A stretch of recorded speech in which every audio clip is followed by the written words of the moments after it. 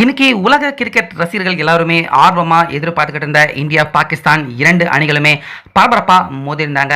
இப்படி இருக்க ஆட்டத்தின் முக்கியமான கட்டத்தில் ஒத்த ஆளா நின்று நம்ம விராட் கோலி நம்ம இந்திய அணியை வெற்றியின் பாதைக்கு அழைச்சிட்டு போய் ஜெயிக்க வச்சிருக்காரு. முக்கியமா இதுவரைக்கும் நடந்த ஐசிசி ஈவெண்ட்டுகள்லயே இப்படிப்பட்ட ஒரு சம்பவம் 400 வருஷமா நடந்ததே இல்லை அப்படின்னு சொல்லக்கூடிய ஒரு சம்பவத்தையும் இன்றைய ஆட்டத்தில் நம்ம இந்திய அணி நிகழ்த்தியிருக்காங்க. ஸோ அதன் காரணமாக ஒட்டுமொத்த பாகிஸ்தான் பிளேயர்கள் எல்லாருமே கதறி கதறி அழக்கூடிய ஒரு மோசமான பரிதாபமான சம்பவமும் இன்னைக்கு நடந்திருக்கு. அந்த வகையில் இன்னைக்கு டாஸ் ஜெயிச்சது பாகிஸ்தான் அணி தான். அதனால ஃபர்ஸ்ட் நாங்களே பேட்டிங் பண்ணிக்கிறோம், பிச் நல்லா இருக்கு அப்படின்னு பேட்டிங் பண்ண வந்த பாகிஸ்தான் அணி பக்கம் உல்ஹக் 10 ரன்லேயே அவுட் ஆயிட்டாரு. பாபர் அசாம் 23 ரன் எடுத்தாரு. ஷக்கீல் நல்லா விளையாண்டு 62 ரன்கள் எடுத்தாரு. கேப்டனான ரிஸ்வான் 46 ரன்ல அவுட் ஆக அடுத்ததாக வந்த பாகிஸ்தான் பேட்ஸ்மேன்கள் எல்லாருமே சொற்ப ரன்களுக்கு அவுட் ஆனாங்க. கடைசி நேரத்தில் குஷ்தி அவரும் மட்டும் ஒரு 38 ரன் எடுக்க கடைசியாக 300 ரன் எடுக்கணும் அப்படின்னு வந்த பாகிஸ்தான் அணி 241 ரன்னுக்கே எல்லா விக்கெட்டையும் வேற இழந்துட்டாங்க. இப்படி இருக்க 242 தான் டார்கெட், ஈஸியாக நம்ம இந்தியா எடுத்துடலாம் அப்படின்னு நினைச்சாலும் இதுக்கு முன்னாடி பங்களாதேஷ் அணிக்கு எதிராக அவங்க நிர்ணயிச்ச டார்கெட்டே நம்ம இந்தியா ஒரு மாதிரி கஷ்டப்பட்டு தான் எடுத்தாங்க. அதனால எங்க நம்ம இந்தியாவும் ரன் சேசிங் ஈடுபட கஷ்டமா இருக்குமோ அப்படின்னு எதிர்பார்த்த போது ரோஹித் சர்மா துவக்கத்திலேயே நல்ல ஓப்பனிங் கொடுத்தாரு. 20 ரன்னுக்கு சிக்ஸர் ஃபோர்கள் எல்லாமே எடுத்தாரு. 20 ரன்லேயே அவுட் ஆயிட்டாரு.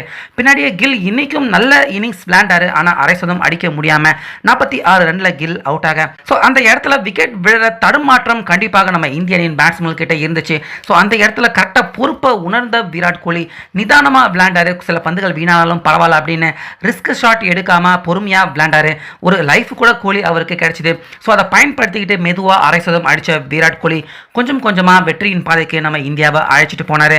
இதன் காரணமாக பாகிஸ்தான் அவங்களும் எவ்வளவோ ட்ரை பண்ணி பார்த்தாங்க கோலி அவருடைய விக்கெட்டை வீழ்த்த. ஆனால் அதுக்குள்ள மறுமுனையில் ஸ்ரேஷ் ஐயர் அவரும் டேக் ஆன் எடுக்க அவரும் அரை சதம் அடிக்க கடைசியாக இவங்க 2 பேரையுமே சமாளிக்க முடியாமலே பாகிஸ்தான் அணி திணற ஒரு வழியா இந்த ஆட்டத்தினுடைய மொமெண்டம் விட்டு வெளியே போய் கம்ப்ளீட்டாக ஆட்டத்தையும் கோட்டை விட்டுட்டாங்க. இதனால ஒரு அசால்ட்டான வெற்றியை இன்றைய ஆட்டத்தில் முக்கியமாக கோலி அவருடைய முக்கியமான இன்னிங்ஸ் மூலிமா நம்ம இந்தியா அடைஞ்சு தற்போது செமிஃபைனல்ஸ்க்கு உள்ள முதல் ஆளாக நம்ம இந்தியா குவாலிஃபை ஆயிருக்கிறது மட்டும் இல்லாமல் இது வரைக்கும் ஐசிசி வரலாற்றிலேயே ஒரு தொடரை நடத்துகிற அணி அவங்க முதலாவது ஆளாக அந்த தொடரை விட்டு ரூல்ட் அவுட் ஆனதே கிடையாது. அதாவது செமிஃபைனல் வாய்ப்பை இழந்து கம்ப்ளீட்டாக வெளியேறினதே கிடையாது. அந்த சம்பவம் இந்த தொடரில் முதலாவது ஆளாக பாகிஸ்தான் வெளியேறிருக்காங்க. அவங்க தான் இந்த தொடரையை நடத்துகிற அணி.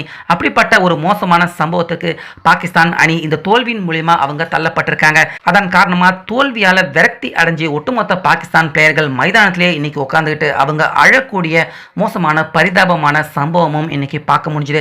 ஸோ அந்த வகையில் நம்ம இந்தியா இந்த ஆட்டத்தில் ஜெயிச்சு செமிஃபைனல்ஸ்க்கு உறுதிக்காக குவாலிஃபை ஆயிட்டாங்க.